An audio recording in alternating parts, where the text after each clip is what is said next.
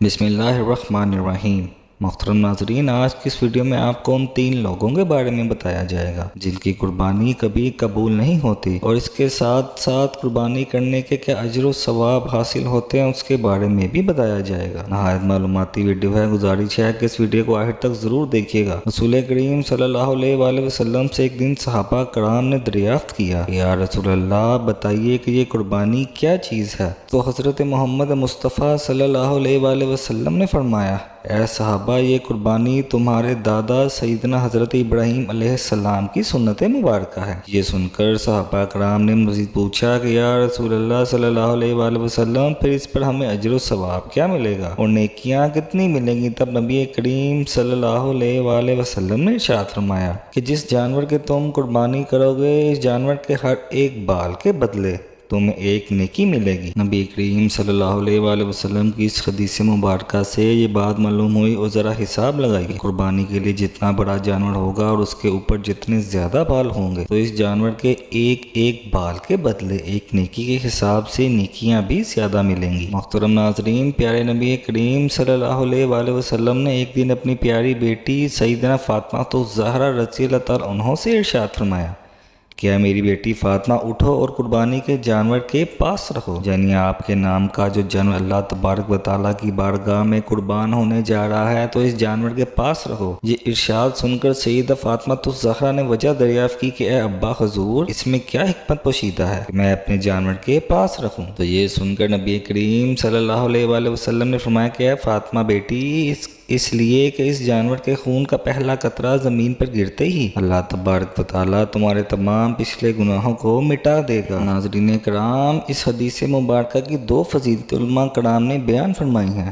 پہلی حکمت جو اس ارشاد سے معلوم ہوئی ہے کہ نبی کریم صلی اللہ علیہ وآلہ وسلم نے خود کو اور اپنی اولاد کو اللہ تبارک و تعالیٰ کی بارگاہ میں انتہائی عاجزانہ انداز میں پیش کرتے ہیں، ورنہ سیدہ فاطمہ الزہرا تو وہ معصوم ہستی ہیں کہ جن کی ساری زندگی گناہوں سے پاک ہے، تو ان کے نامہ اعمال میں تو کوئی گناہ موجود ہی نہ تھے کہ جن کی معافی مقصود تھی، بلکہ یہ صرف اور صرف نبیوں کے سردار رحمت للعالمین حضرت محمد صلی اللہ علیہ وآلہ وسلم کی عاجزی کو ظاہر کرتی ہے۔ دوسری حکمت اب معلوم ہوئی جب سیدہ فاطمہ الزہرا رضی اللہ عنہا نے نبی کریم حضرت محمد صلی اللہ علیہ وآلہ وسلم کا ارشاد مبارک سن کر دریافت کیا کہ یا رسول اللہ صلی اللہ علیہ وآلہ وسلم، کیا یہ فضیلت صرف ہم اہل بیت کے لیے ہے یا تمام امت مسلمہ کے لیے ہے؟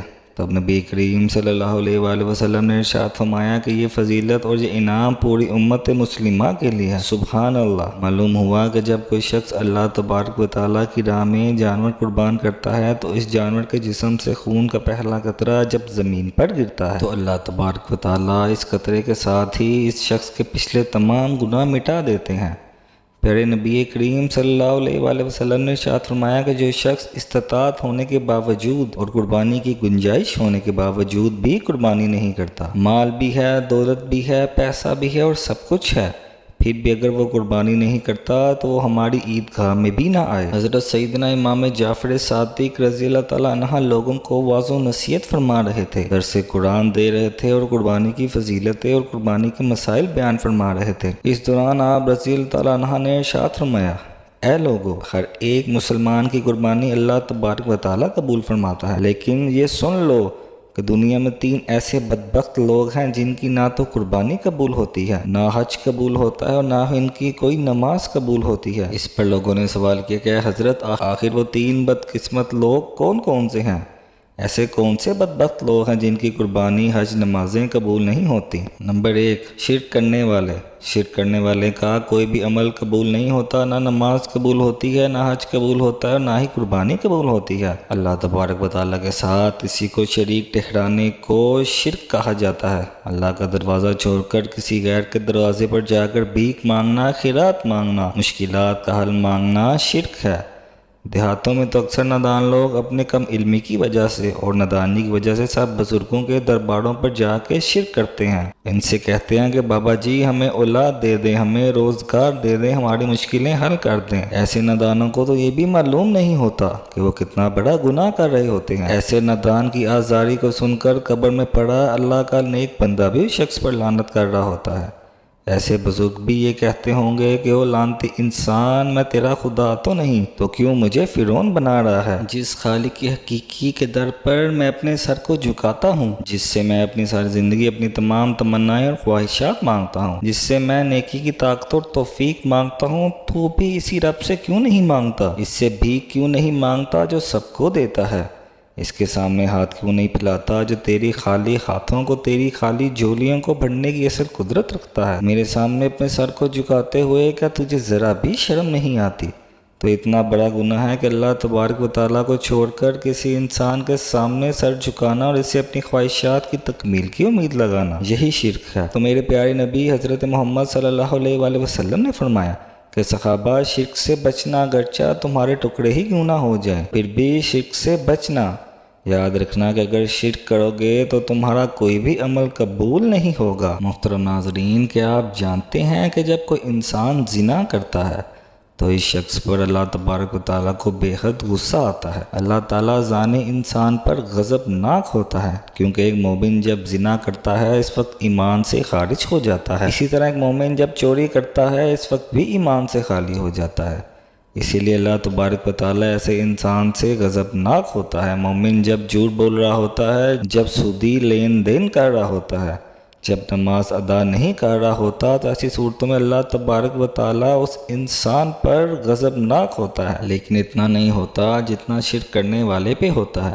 یہی وجہ ہے کہ علماء کرام فرماتے ہیں کہ اللہ جس کو چاہے بروز قیامت معاف فرما دے گا، لیکن شرک کرنے والے کا ٹھکانہ ہمیشہ ہمیشہ کے لیے جہنمی ہوگا۔ حضرت امام جعفر صادق رضی اللہ تعالیٰ عنہ نے ارشاد فرمایا کہ دوسرے وہ لوگ ہیں جو حرام کے پیسوں سے جا کر بکرا خرید کر لاتے ہیں، دوسرے وہ لوگ ہیں جو حرام کے پیسوں سے جا کر بکرا خرید کر لاتے ہیں اور قربانی کرتے ہیں، یہ وہ لوگ ہیں جن کی نماز نیکی قبول نہیں ہوتی۔ حرام اللہ کو بے حد ناپسند ہے، کیونکہ حرام پر ہمیشہ شیطان تھوکتا رہتا ہے۔ علماء کرام کہتے ہیں کہ کبھی اپنی اولاد کو حرام کا ایک لقمہ بھی نہ کھلانا، کیونکہ حرام کی کمائی سے کھائی گئی خوراک ان کی آنکھوں سے حیا کو چھین لے گی، شرم و حیا چھین کر تمہاری اولاد کو بے حیا بنا ڈالے گی۔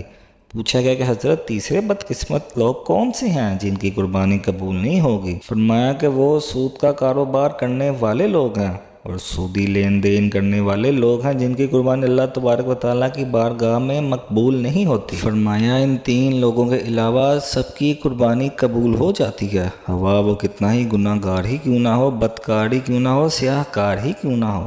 اگر وہ مسلمان ہوگا اور کلمہ پڑھنے والا ہوگا تو ہر ایک کی قربانی قبول ہو جاتی ہے، لیکن ان تین لوگوں کی قربانی قبول نہیں ہوتی تب تک جب تک یہ لوگ اللہ تبارک و تعالیٰ کے حضور پکی سچی توبہ نہیں کر لیتے اور اپنے گناہوں کو ہمیشہ کے لیے چھوڑ نہیں دیتے۔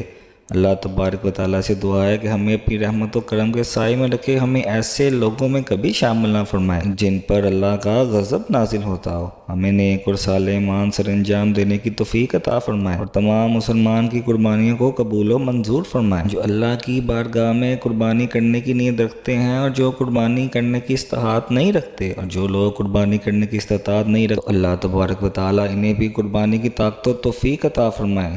آمین یا رب العالمین۔ محترم ناظرین، درخواست ہے کہ میری آج کی اس معلوماتی ویڈیو کو لائک اور شیئر ضرور کیجیے گا اور میرے اس چینل کو ضرور سبسکرائب کیجیے گا۔ جزاک اللہ خیر۔ اللہ ہم سب کا حامی و ناصر ہو۔ ناظرین، اگر ویڈیو پسند آئے تو اس ویڈیو کو ضرور لائک کریں اور اللہ کے 99 ناموں میں سے کوئی ایک نام کمنٹ باکس میں ضرور ٹائپ کریں۔ اللہ تعالیٰ میرا سنانا اور آپ کا سننا اپنے بارگاہ الہی میں قبول و منظور فرمائے۔ السلام علیکم ورحمۃ اللہ وبرکاتہ۔